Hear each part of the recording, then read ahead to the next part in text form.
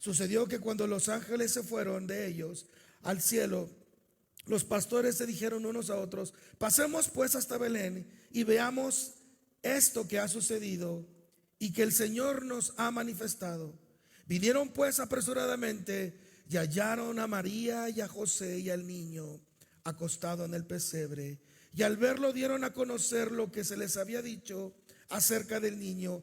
Y todos los que oyeron se maravillaron de lo que los pastores decían. Pero María guardaba estas cosas, meditándolas en su corazón. Y volvieron los pastores glorificando y alabando a Dios por todas las cosas que habían oído y visto, como se las habían dicho. ¡Qué historia! ¡Qué historia tan hermosa! Pero quiero que nos hagamos la primera pregunta: ¿por qué nació en Belén? Acabamos de leer que en realidad José estaba situado, estaba su residencia en un lugar llamado Nazaret, y él tuvo que irse para allá. Y la causa de eso históricamente es que César Augusto, uno de los 12 Césares que hubo en la historia, el segundo de ellos, dictó un edicto que todos los ciudadanos de Roma se trasladaran a sus ciudades donde ellos nacieron para que fueran censados, con la intención de ponerles más impuestos. César Augusto era conocido como César el Magnífico, uno de los Césares más reconocidos de la historia. Él fue un hombre sanguinario. De hecho, él fue un asesino, mató a casi 300 personas del Senado. Antes de que llegara él, Roma era una república, y después de él se hizo totalmente una jerarquía poderosa, destructiva. Así fue entonces como Roma en aquel entonces empezó a dominar al mundo. Y por esa causa entonces podríamos responder que Jesús nació en Belén. Pero si hasta ahí nos quedáramos y consideráramos que esa es la respuesta, estaríamos equivocados, porque le daríamos todo el atributo y todo el valor del nacimiento de Jesús en esa pequeña región del mundo, olvidándonos de la soberanía de Dios. Algo que aplicó en el nacimiento de Jesús es una palabra que no tiene un significado en español. Es una palabra en griego que se dice pleroma. Diga conmigo, pleroma, que es la plenitud de todos los tiempos. En realidad, que Jesús naciera en Belén no fue por un edicto de César Augusto, sino fue por una voluntad soberana que siglos antes el Señor había revelado. No existía aún el imperio, no existía César Augusto, no existía ni un solo César, y ya entonces había existido una voluntad de Dios acerca de dónde nacería su Hijo encarnado. Conocemos la palabra de este profeta menor llamado Miqueas. En el capítulo 5, versículo 2 dice: pero tú, oh Belén Efrata, eres solo una pequeña aldea entre todo el pueblo de Judea. No obstante, en mi nombre saldrá de ti un gobernante para Israel, cuyos orígenes vienen desde la eternidad. El nacimiento de Jesús en Belén fue la determinación soberana del Dios trascendente, omnipotente y omnipresente, para que su Hijo naciera en aquel lugar. Gálatas 4:4 explica con claridad este pleroma. Dice Gálatas 4:4: pero cuando vino el cumplimiento del tiempo, Dios envió a su Hijo, nacido de mujer y nacido bajo la ley, para que redimiese a los que están bajo la ley, a fin de que recibieran la adopción de hijos. Por cuanto sois hijos, Dios envió a vuestros corazones el Espíritu de su Hijo, el cual clama: Abba, Padre. Así que no eres esclavo, sino hijo, y si hijo, también heredero por medio de Cristo. Dice la palabra de Dios, el pleroma, cuando vino el cumplimiento del tiempo. ¿Del tiempo de quién? ¿Del tiempo de los hombres? ¿Del tiempo de Roma? ¿Del tiempo de los Césares? ¿Del tiempo de Israel? ¿O del tiempo judío? Cuando vino la plenitud del tiempo de nuestro Señor. Jesús nació cuando llegó el tiempo del Padre.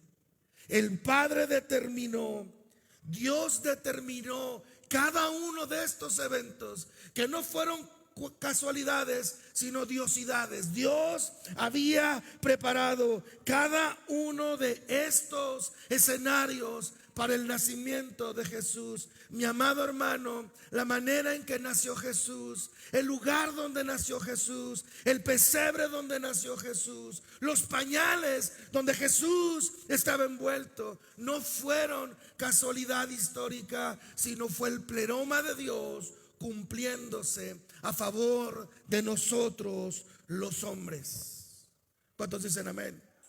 No había existido un rey después de David y su hijo. Este linaje que había levantado Dios por medio de David, él había prometido que llegaría el día de la restauración de este reino. Y este David, que era residente de este lugar llamado Belén, que José era también de esta misma genealogía. Este Belén, que donde David el rey era pastor de ovejas y peleaba contra osos y leones, de este Belén, de esta pequeña ciudad, había nacido un nuevo linaje de reyes. Pero la culminación más grande sería del nacimiento del Rey de Reyes y Señor de Señores, nuestro Señor Jesús. Dios había prometido por medio del profeta Amós en el capítulo 9 versículo 11: en aquel día restauraré la casa caída de David, repararé sus muros dañados, y de las ruinas, dice, reedificaré y restauraré su gloria anterior. He aquí la restauración de este reinado. He aquí un nuevo rey había nacido, aquel rey que restauraría de aquel lugar Belén, llamado la casa del pan. Ahora este lugar había sido restaurado porque el tiempo de Dios, el pleroma de Dios se había cumplido. La plenitud de Dios se estaba desbordando.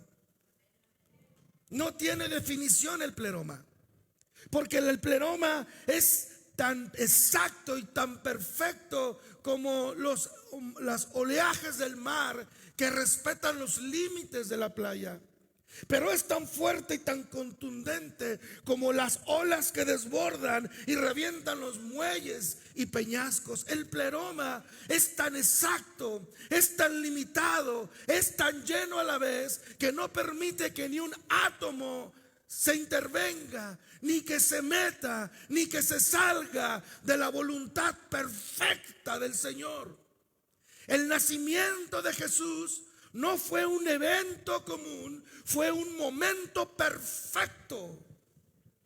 Cada acontecimiento fue parte escrito por Dios para el cumplimiento de la salvación de los hombres. Ni un segundo antes, ni un segundo después. Nunca fue demasiado tarde, nunca fue demasiado temprano para el nacimiento de nuestro Señor Jesús.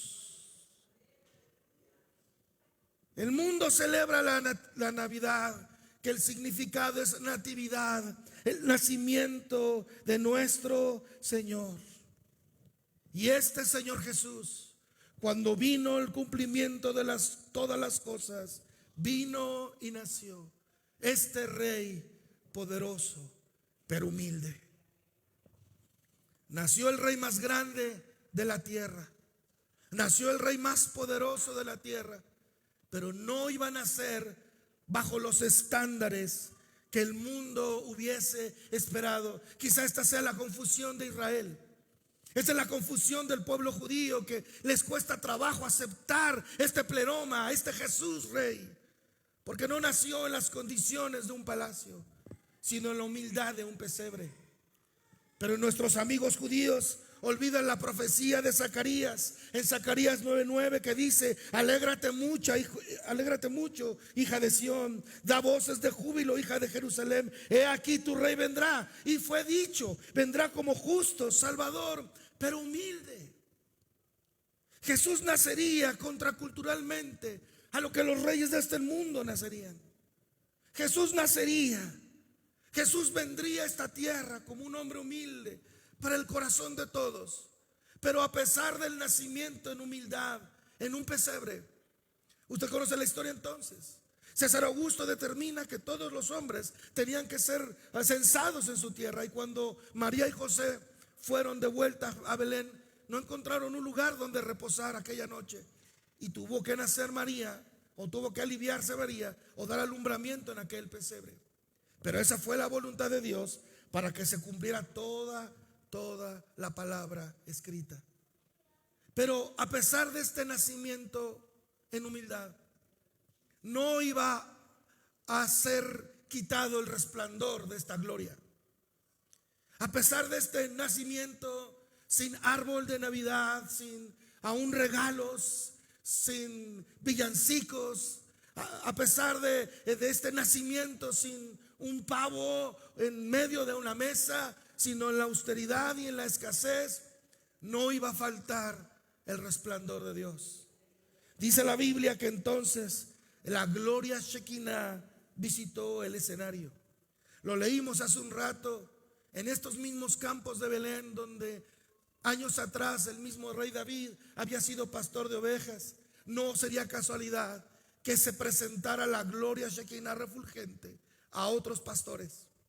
Y dice la Biblia que estos pastores, en el momento que Jesús había nacido, y en el momento que María había dado alumbramiento a este rey, dice la Biblia que en eso vino un resplandor y se hicieron presentes los ángeles. Y dice la Biblia que los pastores vieron esta luz, esta gloria Shekinah que se hizo presente en la tierra, kilómetros cercanos al alumbramiento de Jesús.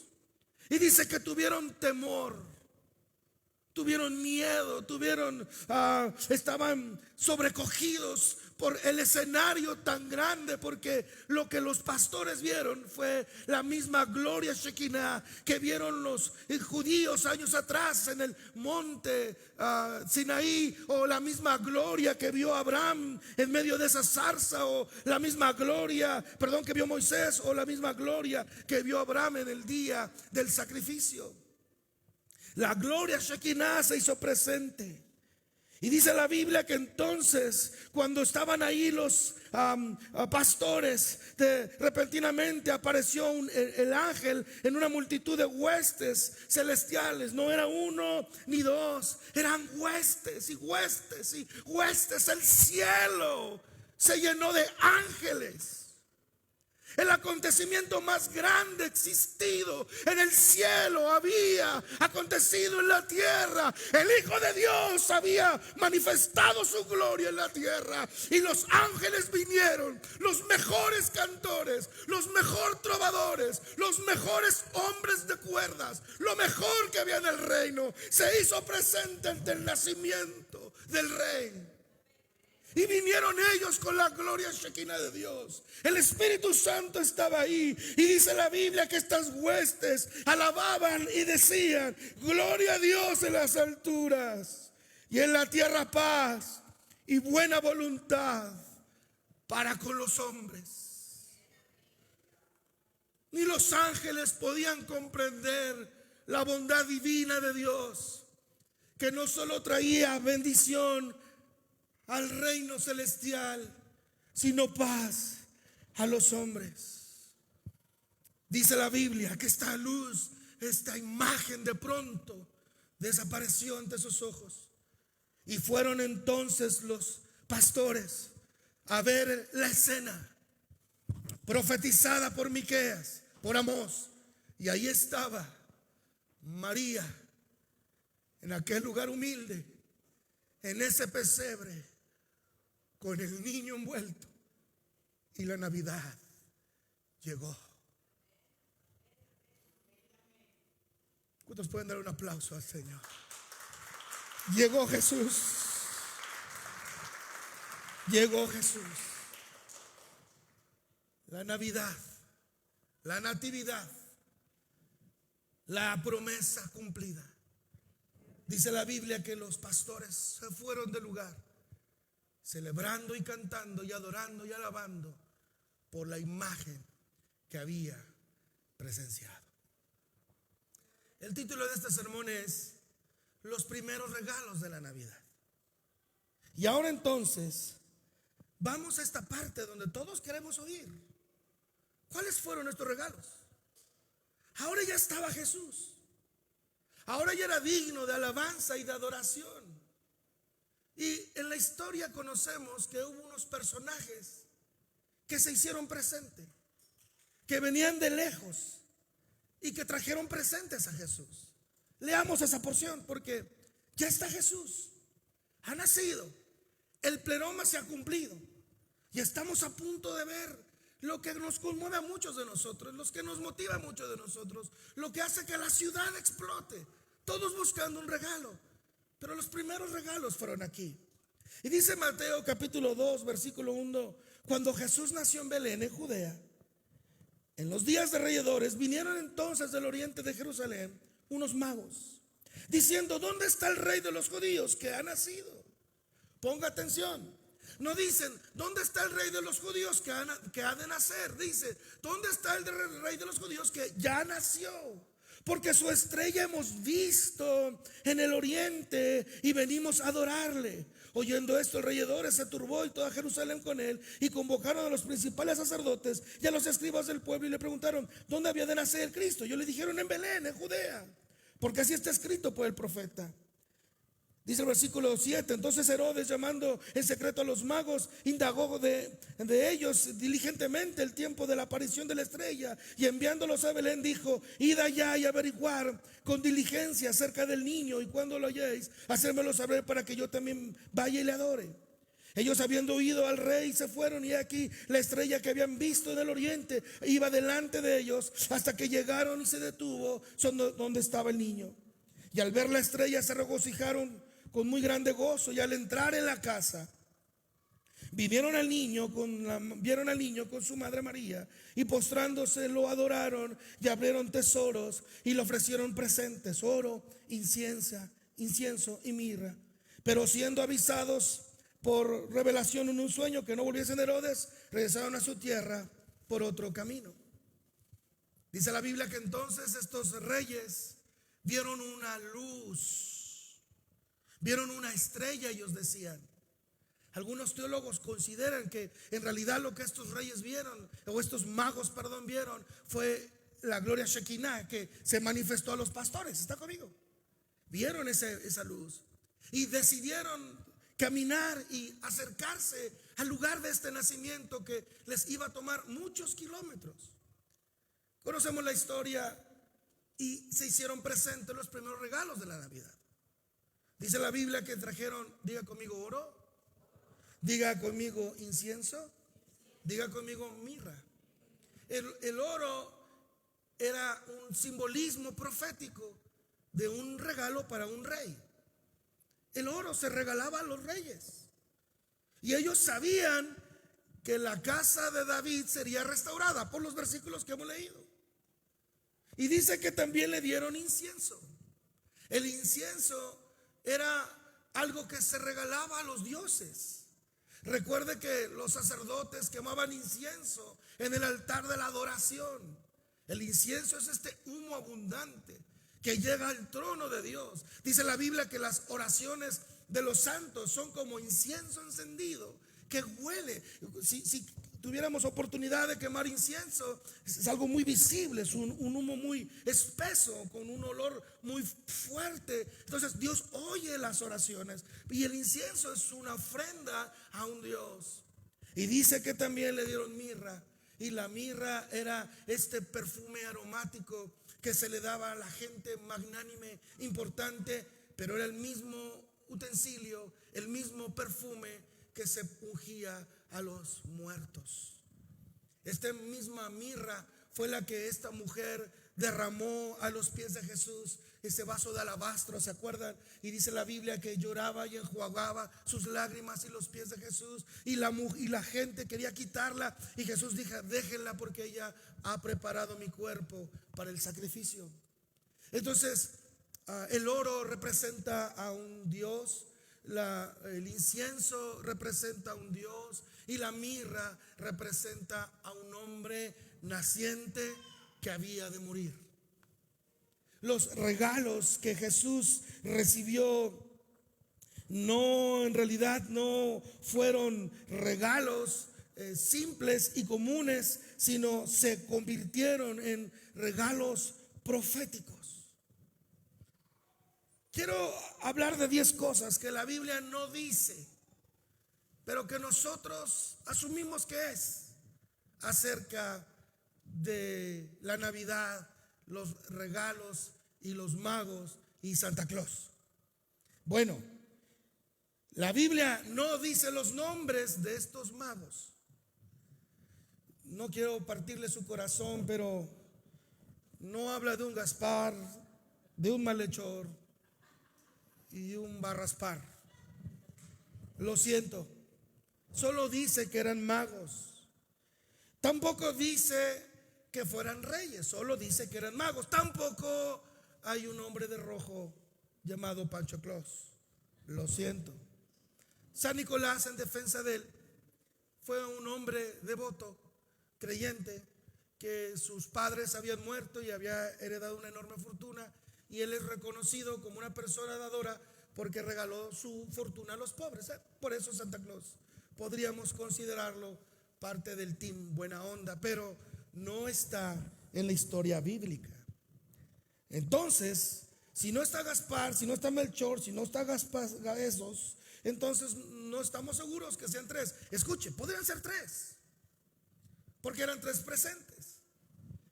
Por consiguiente, si no sabíamos que era Melchor, Gaspar, el negrito, el blanquito y el barbón, entonces quitamos de la ecuación el elefante, la jirafa y el burro, porque tampoco sabemos cómo venían.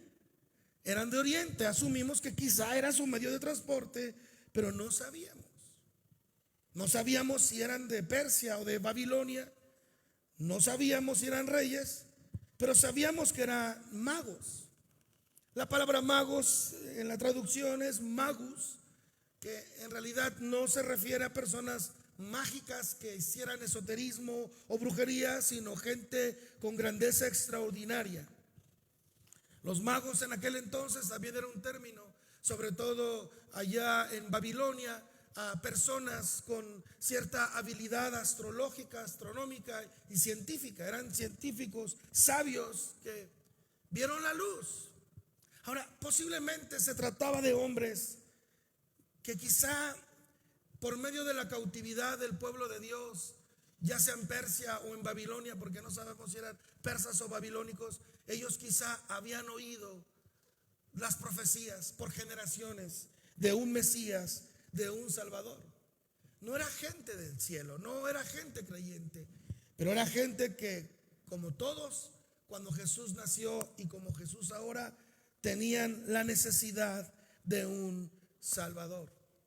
Ellos quizá por su habilidad astrológica vieron este resplandor a distancia de la gloria Shekinah de Dios, y ellos concluyeron que ese era el rumbo que tenían que seguir, y ellos asumían que era una estrella. Ahora, se ha hablado mucho de esta estrella, si fue de verdad un fenómeno natural o fue un fenómeno sobrenatural ocasional que ayudó a que estos hombres duros de corazón salieran de su lugar a rumbo a la esperanza de conocer al Mesías. Y esto es lo que hace un rato cantábamos: un nacimiento, una natividad, una Navidad para todos.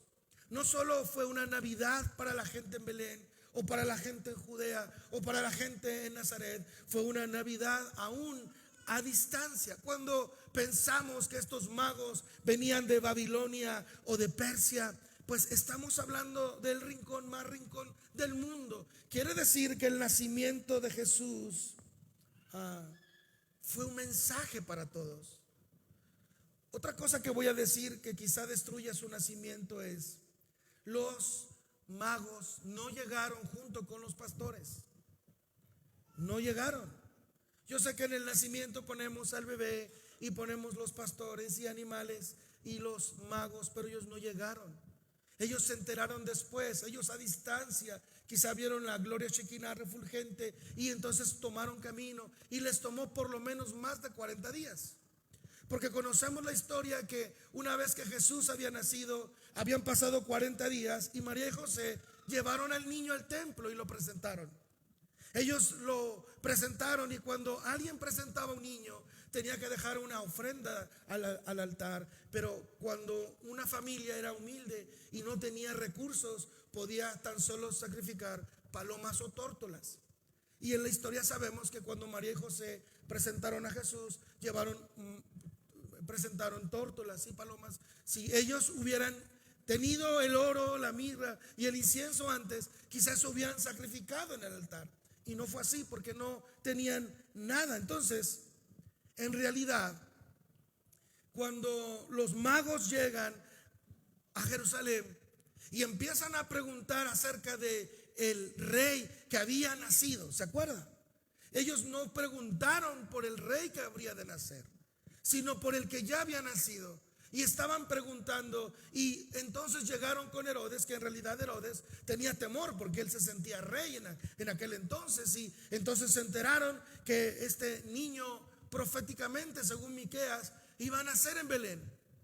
La buena noticia es que cuando los magos llegan a Belén, dice, y entrando en la casa estaba María con el bebé. Ya no estaba en el pesebre. El nacimiento del pesebre en humildad fue un momento circunstancial profético que aconteció, pero no crea que Jesús ahí estuvo por más de 40 días. No, Jesús nació ahí porque esa noche no encontraron posada, no encontraron un mesón donde descansar. Pero seguramente el día siguiente, con luz de día, pudieron encontrar un lugar con más calma. Y entonces ahora en Belén, María estaba en la casa.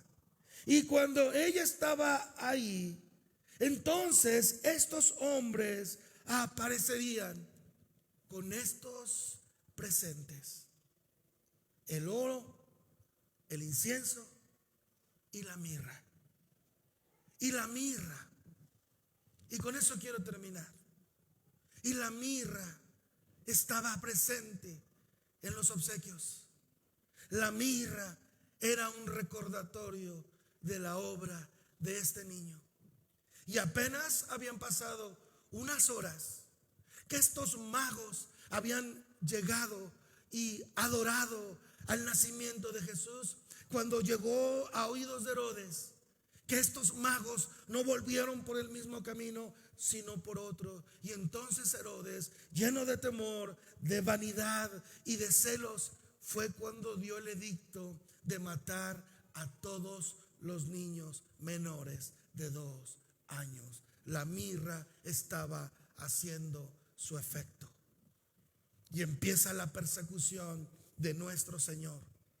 Dice la Biblia que entonces fue advertido. Los magos fueron advertidos por el Señor y le dijeron, el Señor les mostró que no volvieran. Entonces no estaban siendo guiados por una estrella, en realidad estaban siendo guiados por Dios. Y esto es una esperanza para el mundo entero, porque Dios había levantado a hombres paganos, distantes de Dios, que vinieran al encuentro con Jesús. Y dice la Biblia que entonces esta mirra empezó a tomar su función, y entonces José y María tomaron al niño y salieron huyendo a Egipto, mientras que Herodes cometía su mayor asesinato, el segundo repetido, el segundo genocidio, como en los días de Moisés, cuando Faraón mandó matar a los niños. Ahora en los días de Herodes, cuando mandó matar a los niños. Cuando Herodes quedó muerto y había muerto, entonces dice la Biblia que el Señor le mostró de nuevo a José que podía volver, porque su vida estaba a salvo. Amados, esa es la historia de los primeros regalos de la Navidad. Quiero terminar y quiero pedir a alguien que me ayude con el teclado. Cuando tú estás en estas fechas inspirado en regalar algo a alguien, no es una inspiración que nazca de ti.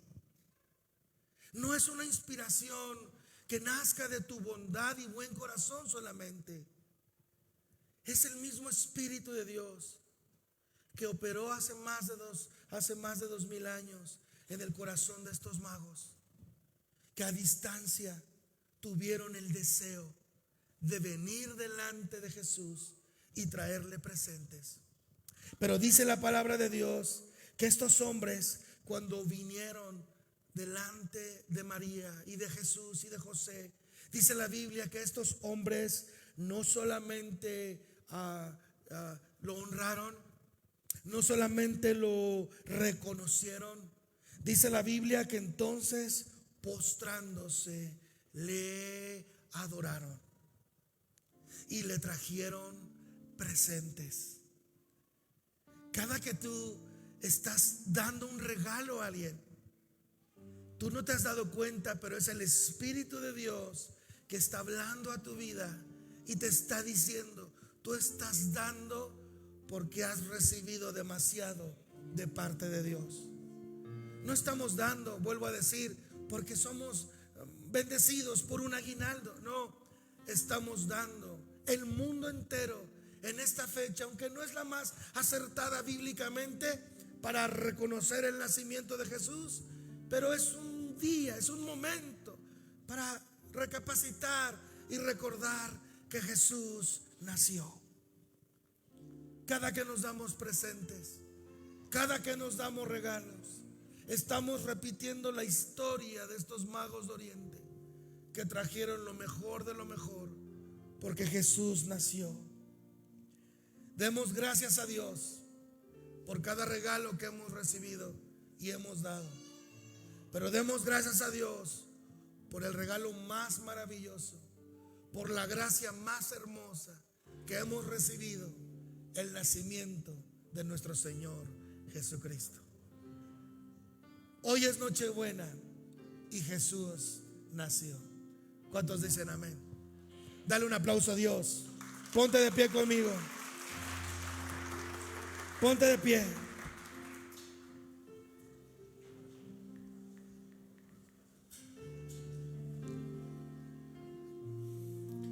Jesús nació y no se quedó ahí. La historia de la Navidad no concluye con el nacimiento de un bebé. La historia continúa y este bebé se hace hombre, y este bebé tiene una vida, una obra y una misión. Y este bebé cumplió la profecía de cada uno de estos regalos, porque en la culminación de su vida fue llevado a una cruz, y en la cruz fue inscrito proféticamente y cumplimiéndolo todo: Rey de los judíos, el oro. Pero de la misma manera, la mirra representaba cada golpe, cada abuso, cada herida, cada llaga, porque por sus llagas fuimos nosotros curados. Mientras Jesús estaba en la cruz, esta mirra que él recibió el día de su nacimiento, y esta misma mirra por el que fue bañado días antes por aquella mujer, era un olor que estaba presente. Pero no se quedó ahí. El oro representaba su reinado, la mirra su muerte, pero el incienso representaba su deidad. Este Cristo que nació, vivió y murió en la cruz, resucitó, porque no era hombre, era Dios, Rey de reyes y Señor de señores. Y ese Jesús que nació, que murió, ascendió al Padre y hoy está sentado a la diestra de Él.